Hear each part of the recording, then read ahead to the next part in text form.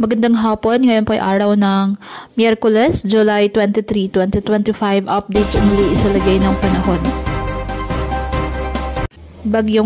Bagyong Dante lumakas at isa ng ganap na tropical storm category.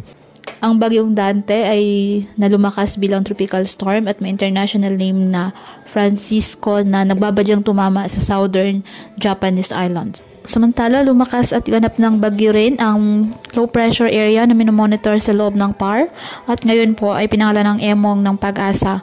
Ayon sa pinapakita ng ibang weather models, posible itong tumama malapit sa Vigan, Ilocos Sur. Ang low pressure area sa Pacific Ocean na nasa labas ng PAR na nagbabadya ring maging bagyo sa loob ng 24 oras. At isa pang panibagong sama ng panahon o low pressure area na nabuo sa loob ng PAR sa silangan ng Northern Luzon.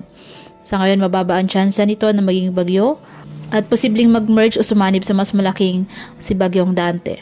Patuloy na magdadala ng mga pag-ulan, partikular na sa kanlurang bahagi ng Luzon kasama ang Metro Manila ang habagat na inaasang patuloy na hahatakin at papalakasin ng mga nasabing weather system sa mga susunod na araw. Iba yung pag-iingat po sa banta ng mga biglaang pagbaha at pagguho ng lupa.